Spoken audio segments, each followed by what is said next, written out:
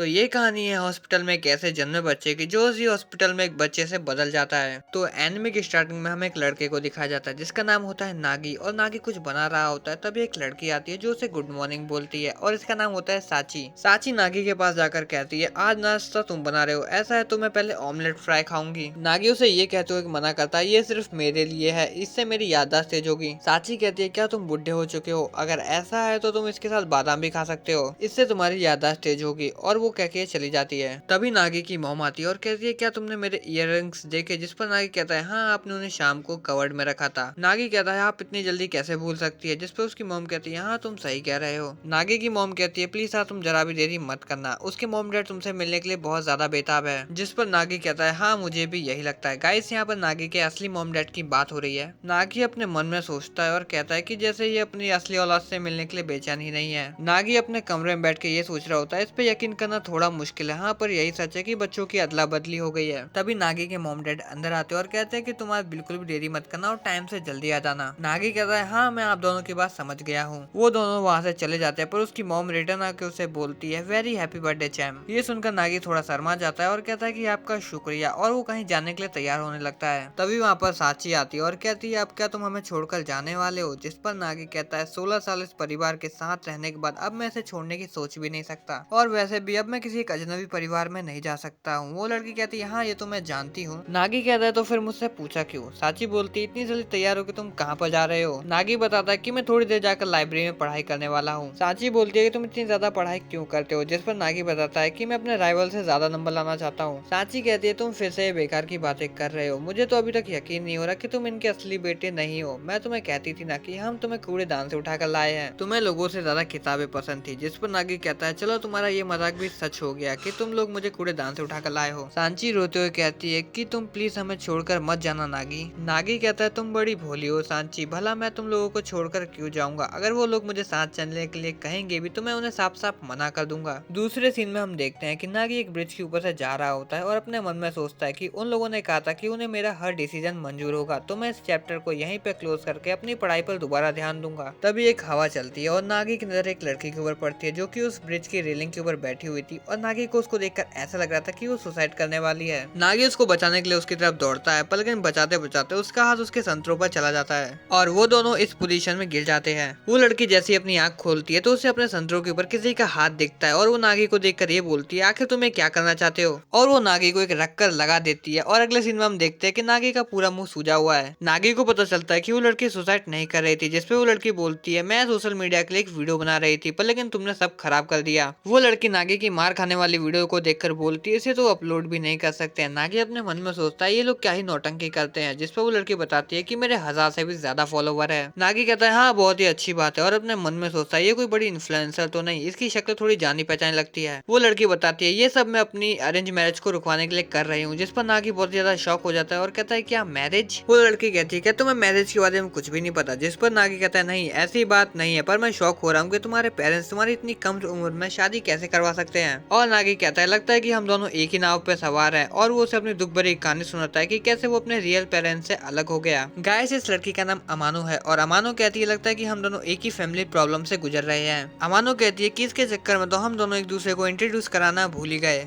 और वो उसे अपना नाम अरिका अमानो बताती है और वो किसी गर्ल्स स्कूल का नाम लेती है। जिसे सुनकर नागी कहता है हाँ वहाँ तो अमीरों के बच्चे पढ़ते हैं। अमानो की फोटो देखकर नागी को याद आता है कि उसके दोस्त भी इसी की बात करते थे, और नागी कहता है कि ऐसा हो नहीं सकता कि ये लड़की इतनी क्यूट होगी, पक्का इसने 3-4 फिल्टर लगाए होंगे। अमानो नागी के कुछ ज्यादा ही पास आ जाती है जिससे नागी शर्मा जाता है और कहता है ये तो सच में बहुत ही ज्यादा क्यूट है। अमानो नागी से उसका नाम पूछती है जिस पर नागी अपना नाम बताता है और कहता है कि मैं मेगुरो गावा एकेडमी के 2nd ईयर में पढ़ता हूँ। अमानो ये सुनकर बोलती है कि मेगुरो गावा एकेडमी में पढ़ने वाले स्टूडेंट बहुत ही ज्यादा इंटेलिजेंट होते हैं, तो यानी तुम भी इंटेलिजेंट होंगे। नागी कहता है मुझे लगता तो यही है। जिस पे अमानो बताती है चलो मेरा काम तो हो गया, आज से तुम मेरे बॉयफ्रेंड हो। जिस पर नागी बोलता है क्या तुम्हें फालतू बात कर रही हो, भला मैं तुम्हारे जैसी तेज लड़की को कैसे डेट कर सकता हूँ। जिस पर अमानो कहती है क्या तुमने कभी किसी को डेट नहीं किया है, बस हमें एक छोटा सा नाटक करना है, और भला आज के जमाने में कौन अरेंज मैरिज करता है जिसे मैं जानती नहीं, जिसे मैं पसंद नहीं करती, भला मैं उसके साथ शादी कैसे कर सकती हूँ। नागी कहता है कि मैं अमीरों के रहन सहन को बिल्कुल भी समझ नहीं सकता। अमानो उसको अपना प्लान बताती है कि वो अपने पेरेंट्स को बताएगी कि उसका एक बॉयफ्रेंड जो बहुत ही ज्यादा इंटेलिजेंट और समझदार है और उसको बहुत ज्यादा पसंद करता है, इसलिए उनका फ्यूचर एकदम सेट है और इस तरह मेरी अरेंज मैरिज नहीं होगी। नागी कहता है तुम्हारा प्लान तो बहुत अच्छा है पर लेकिन तुमने जो भी कहा मैं बिल्कुल बिल्कुल भी वैसा नहीं करने वाला हूँ। अमानो बोलती है पर क्यों, जिस पर नागी बोलता है कि मैं पहली बार अपने रियल पेरेंट्स से मिलने जा रहा हूँ, तो तुम्हारे इस ड्रामा के लिए मेरे पास बिल्कुल भी टाइम नहीं है। नागी उसे मना करके जा रहा होता है पर अमानो बोलती है कि तुम इसे ड्रामा बोल रहे हो पर मेरी पूरा करियर इसी के ऊपर टिका हुआ है। नागी बोलता है और मेरा भी, अगर तुम्हें शादी नहीं करनी है तो साफ साफ मना कर दो ना। ये सुनकर अमानो को बहुत ज्यादा गुस्सा आता है और वो नागी के पास जाकर उसको वही वाली वीडियो दिखाती है जब वो उसके सन से दबा रहा था। नागी कहता है कि इसका क्या मतलब है। वो बताती है कि अगर उसने उसकी बात नहीं मानी तो वो इस क्लिप को मेगुरो गावा अकेडमी में भेज देगी। ये सुनकर नागी कहता है कि तुमने ये क्लिप मेरी अकेडमी में भेज दी तो वो मेरे पेरेंट्स को बता देंगे और उन्हें लगेगा कि मेरा दिमाग खराब है और वो फिर मेरे रियल पेरेंट्स को बता देंगे और मेरी बात पे कोई भी विश्वास नहीं करेगा और मेरे करियर के एल लग जाएंगे। जिस पर अमानो कहती है तो बहुत ही बुरा होगा, तो प्लीज मेरी बात मान लो। तो नागी कहता है ठीक है, पर मेरे काम के लिए मुझे टाइम से जाने देना।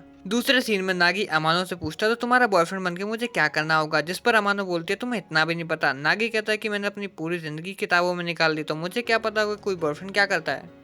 नागी कहता है कि तुम ये सब छोड़ो, पर तुम ये फोन पे क्या सर्च कर रही हो, जिस पर अमानो कहती है कि हमें करना होगा। नागी बोलता है कि क्या करना होगा और वो उसका फोन लेने लगता है पर फोन की छीना झपटी में एक अजीब सी फोटो क्लिक हो जाती है। नागी बोलता है कि ऐसा करते हैं, इस फोटो को तुम्हारे पेरेंट्स को ही भेज देते हैं। अमानो कहती है तुम्हारी बात तो सही है, तुम बिना इंटरनेट चलाए भी बहुत होशियार हो। जिस पर नागी कहता है कि बिना इंटरनेट चलाए भी दिमाग का इस्तेमाल किया जा सकता है। जिस पर अमानो कहती है पर मैं इस फोटो में अच्छी नहीं लग रही हूँ। तो वो नागी को अपने पास बुलाती है और एक न्यू फोटो क्लिक करती है पर वो फोटो बहुत ही ज्यादा अजीब आती है, जिसे देखकर अमानो कहती है ऐसा लगता है कि मैं किसी राह चलते अजनबी के साथ फोटो ले रही हूँ। जिस पर नागी कहता है कि मैं एक राह चलता अजनबी ही हूँ।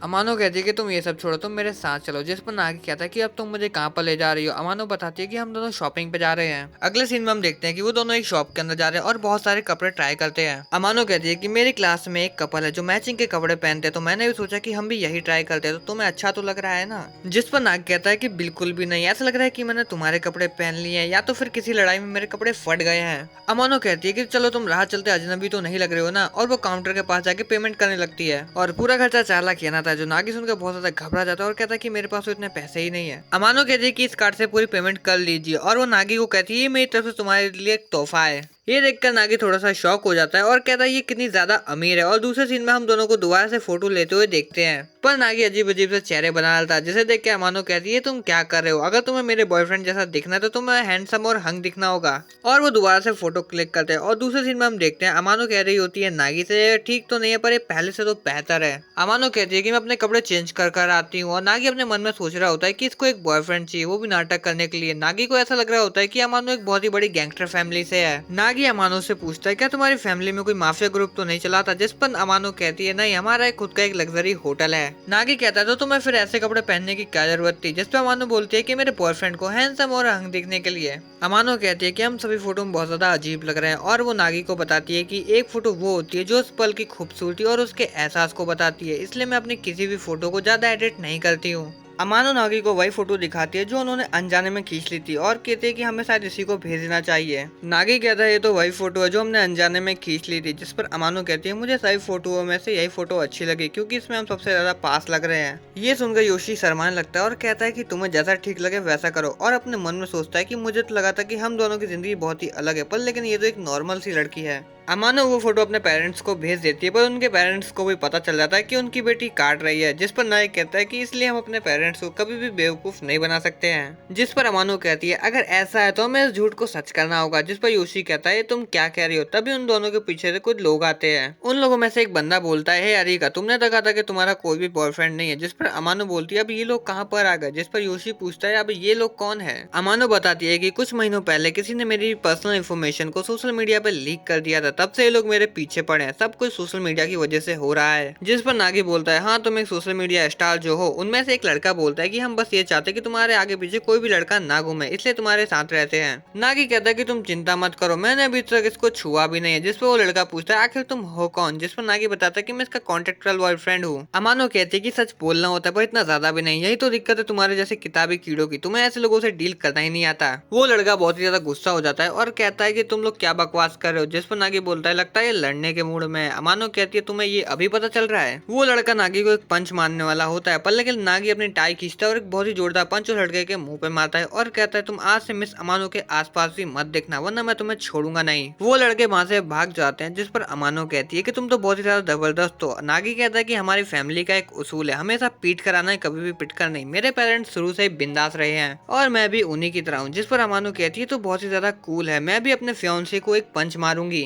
जिससे उसके पेरेंट्स गुस्सा होकर मैरिज तोड़ देंगे और अमानो कहती है कि मेरा दिल जोरों से धड़क रहा है, मैंने कभी भी रियल फाइट नहीं देखी थी। जिस पर नागी कहता है अगर तुम्हें कुछ काम करनी है तो पूरी लगन के साथ करो। पर तभी उनका ड्राइवर आता है और कहता है कि मिस अमानो आपके घर जाने का टाइम हो गया। जिस पर अमानो कहती है क्या तुमने मेरे ऊपर कोई जीपीएस लगाया है। अमानो गाड़ी में बैठकर कहती है कि नागी तुम्हारा बहुत ज्यादा शुक्रिया मेरे साथ टाइम स्पेंड करने के लिए, और जो मैंने वीडियो बनाई थी उसे भी डिलीट कर दूंगी। जिस पर नागी कहता है कि मैं भी यही चाहता हूँ। अमानो कहती है शायद अब हम दोबारा ना मिले, मेरी दुनिया बहुत ही ज्यादा अलग है जिसमें मेरा कोई भी दोस्त नहीं है, पर जैसे आज हम दोनों साथ में थे ऐसा लगा कि हम सच में डेट पर थे। और वो कहती है शायद मेरी अरेंज मैरिज तुम्हारे साथ हो रही होती। नागी को सोच ही पाता है, वो कहते हैं अरे मैं तो मजाक कर रही थी, और वो वहाँ से चली जाती है। नागी खड़ा खड़ा सोच रहा होता है वैसे भी मैं इस रिश्ते के लिए नहीं मानता। तभी उसका कॉल आता है, उसे पता चल जाता है कि वो बहुत ही ज्यादा लेट हो चुका है अपने रियल पेरेंट्स से मिलने के लिए। नागी वहाँ से दौड़ लगाता है और दूसरे सीन में हम बहुत ही बड़ी बिल्डिंग को देखते हैं। नागी लेट आने के लिए माफी मांगता है, पर उसके जो रियल पेरेंट्स है वो कहते हैं कि तुम्हारा बहुत बहुत शुक्रिया हमसे मिलने के लिए, हमें तो लगा कि तुम हमसे मिलना ही नहीं चाहते। नागी अपने मन में सोचता है तो ये है मेरे रियल पेरेंट्स, ये तो मेरी तरह दिख रहे हैं, और वो वहाँ पर बैठ जाता है। नागी के ये वाले पेरेंट्स कहते हैं कि हमारे दिमाग में एक आइडिया आया है, भले ही हमने तुम्हें जन्म ना दिया हो पर पाला तो है। जिस पर नागी कहता है हाँ ये तो है। जो नागी के रियल पेरेंट्स है वो चाहते हैं कि वो उनकी बेटी से मैरिज करे जिससे वो दोनों परिवार साथ में रहेंगे। नागी कहता है अरे आप ये लोग क्या बोल रहे हो। नागी के रियल फादर बोलते हैं कि आज जब मेरी बेटी ने तुम्हारी फोटो भेजी तभी मैं समझ गया कि तुमसे अच्छी चॉइस हो ही नहीं सकती। तभी सामने से दरवाजा खुलता है और अंदर से अमानो बाहर आती है, जिसे देखकर योशी कहता है आखिर ये चल क्या रहा है। जिस पर अमानो बोलती है तो मैं भी जानना चाहती हूँ। वो दोनों परिवार शादी की खुशी मना रहे होते हैं, पर नागी कहता है कि मैंने अभी तक हाँ नहीं बोली है, और अमानो कहती है हाँ मैं भी अभी तक तैयार नहीं हूँ। पर अमानो कहती है कि मैं अपनी बात से मुकर नहीं सकती। नागी कहता है कि वो तो मैंने जोश जोश में बोल दिया था, और अमानो नागी के चेहरे पे एक मुक्का मार देती है। दूसरे सीन में हम नागी को देखते हैं जो कि स्कूल जा रहा होता है। तभी उसके पीछे से एक लड़की आती है जो उससे टकरा जाती है और उससे माफी मांगने लगती है। वो लड़की नागी को सॉरी बोल के जाने लगती है, पर नागी उससे कहता है कि मैं अगले एग्जाम में तुमसे ज्यादा मार्क्स लाकर दिखाऊंगा। जिस पर वो लड़की पूछती है वैसे आखिर तुम हो कौन। जिस पर नागी बताता है कि मैं वो हूँ जो क्लास में सेकंड आता है। और गाइस इस एनिमे का फर्स्ट पार्ट यहीं खत्म होता है। सेकंड पार्ट के लिए कमेंट कर देना, चैनल को सब्सक्राइब कर लेना और वीडियो को लाइक भी कर देना। मिलते हैं नेक्स्ट पार्ट में।